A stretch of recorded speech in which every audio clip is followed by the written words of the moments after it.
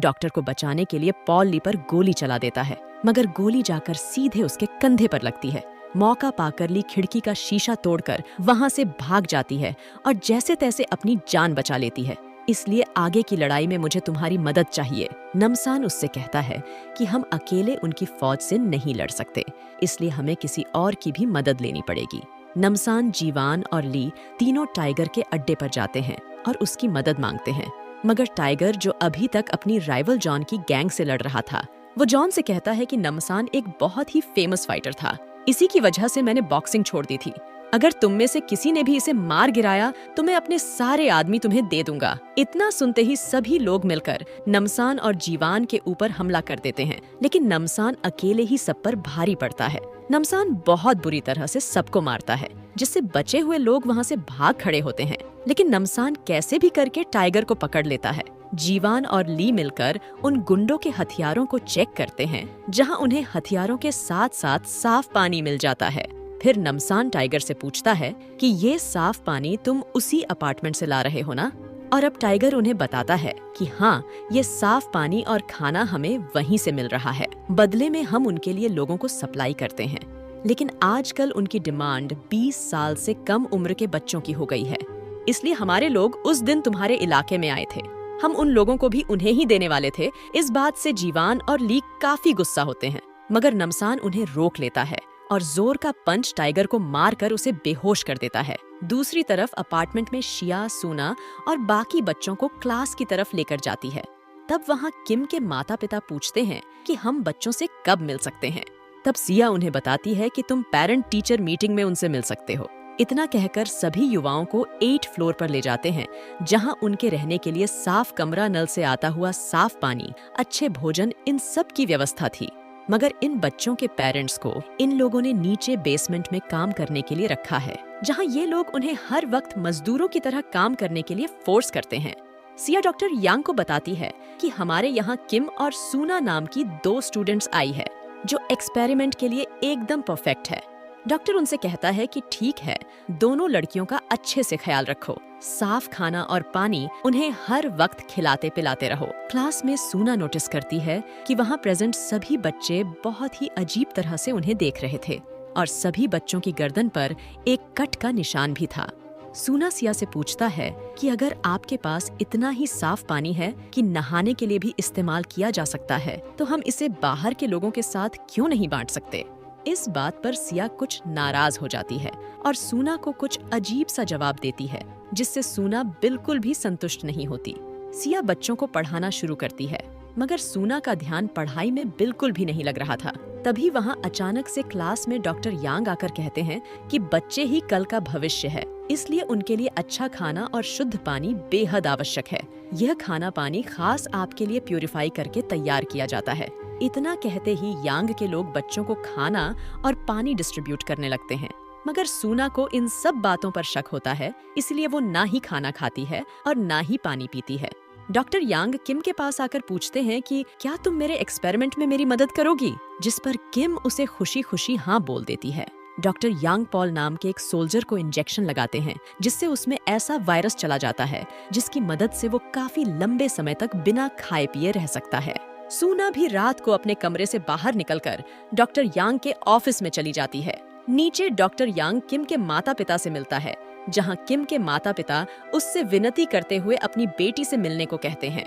Doctor यांग मान जाते हैं और उन्हें अपने साथ चलने को कहते हैं। दूसरी तरफ सर्च करते करते सूना यांग के लैब में पहुंच जाती है, जहां वो किम के गले से एक पाइप को जाते हुए देखते हैं। डॉक्टर यांग और किम के माता पिता भी लैब में आ जाते हैं, मगर उनके आने से पहले ही सूना छुप चुकी थी। अपनी बेटी का ये हाल देखकर किम के माता पिता रोने लगते हैं। तब डॉक्टर उन्हें बताते हैं कि बच्चों की गर्दन में एक खास तरह का लिक्विड होता है, जिससे सीरम बनाई जाती है। और ऐसा कहते ही वो लैब में रखी अपनी बेटी को दिखाता है, जिसकी नीचे की बॉडी गायब थी। और हैरानी की बात तो ये है कि आधा शरीर होने के बावजूद भी उसका दिल धड़क रहा था। ये देख किम के माता पिता डर जाते हैं और अपनी बेटी को छुड़ाने की कोशिश करते हैं। इसी बीच सिस्टम में आई गड़बड़ की वजह से किम की जान चली जाती है, जिससे गुस्सा होकर डॉक्टर यांग कहते हैं कि देखा, इसीलिए मुझे किसी का डिस्टरबेंस पसंद नहीं है। वो किम के माता पिता को वहीं मार डालता है जब डॉक्टर हाथ धोने के लिए जा ही रहा होता है, तभी वो सूना को देख लेता है और उसे पकड़कर उसी टेबल पर लेटा देता है।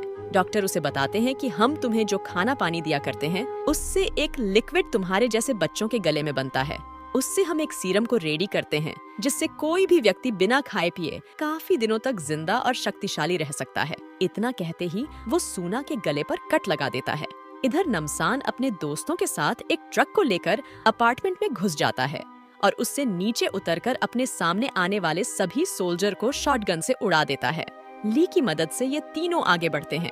आगे चलकर ली अपने दोस्तों को बुरे हाल में देखती है, इसलिए वो उनकी मदद करने का फैसला कर लेती है। लेकिन अब कुछ नहीं हो सकता था, क्योंकि डॉक्टर के एक्सपेरिमेंट फेलियर ने उन्हें जॉम्बी में बदल दिया था।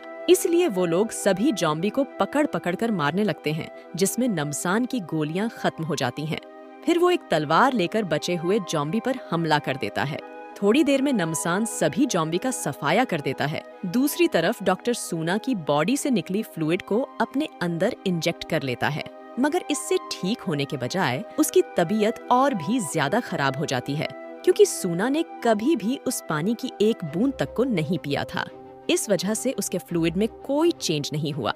इससे गुस्सा होकर जैसे ही डॉक्टर सूना को मारने ही वाला था कि तभी जीवान आकर उसे रुकने के लिए बोलता है, मगर इतने में ही उसके पीछे से एक सोल्जर आकर उस पर हमला कर देती है। जीवान और सूना दोनों बेहोश पड़े हुए थे। इसी मौके का फायदा उठाकर डॉक्टर अपने साथ ही अपनी बेटी को लेकर वहाँ से भाग निकलता है, पर जाने से पहले यांग बिल्डिंग में एक बॉम्ब ब्लास्ट कर देता है, जिससे वहाँ एक बहुत बड़ा धमाका होता है। होश में आने पर नमसान भागकर जीवान और सूना को ढूंढने लगता है। वो दोनों को लैब में बेहोश देखता है, इसलिए ली की मदद से उन्हें बाहर निकाल कर ले आता है। डॉक्टर के बाहर निकलते ही सभी लोग उसे घेर लेते हैं और उसे बुरी तरह से मारने लगते हैं। उनमें से एक व्यक्ति यांग के हाथ से बैग लेकर सारी सीरम तोड़ देता है, जिससे गुस्सा होकर डॉक्टर यांग अंधाधुंध फायरिंग शुरू कर देता है। इससे कई सारे लोग अपनी जान से हाथ धो बैठते हैं, मगर इसी इंसिडेंट के दौरान कुछ गोलियां डॉक्टर की बेटी को भी लग जाती है, जिस वजह से वो वहीं मर जाती है। जिसके बाद सभी बच्चे आजाद होकर अपने माता पिता से मिलते हैं। सभी लोग अपने परिवार से मिलकर काफी खुश होते हैं, सिवाय एक डॉक्टर के, क्योंकि वो अपनी बेटी की ऐसी हालत देखकर काफी रोने लगता है। लेकिन केमिकल रिएक्शन की वजह से डॉक्टर की हालात बुरी तरह से बिगड़ने लगती है। मगर तभी नमसान और उसके दोस्त बाहर आते हैं। अपनी बेटी की मौत से दुखी डॉक्टर सूना को मारने की कोशिश करता है, मगर तभी नमसान अपनी गन से डॉक्टर यांग के सर में गोली मार देता है, जिससे उसकी मौत हो जाती है। फिर नमसान इस अपार्टमेंट की जिम्मेदारी ली को देकर वहाँ से अपने दोस्तों के साथ निकलने ही वाला था कि तभी जिस बंजर जमीन पर आज तक बारिश नहीं हुई थी, वहाँ बारिश शुरू हो जाती है। 2 दिन बाद सूना नमसान और जीवान के साथ अपनी दादी की ग्रेव पर उनसे मिलने जाती है। इसके बाद हमें 2 हफ्ते बाद का सीन दिखाया जाता है, जहां एक बार फिर केट नमसान पर लाइन मारती है, मगर इस बार जीवान और सूना उसे धक्का देकर उससे बात करने को कहते हैं। और इसी खूबसूरत एंडिंग के साथ ये मूवी यहीं पर खत्म हो जाती है।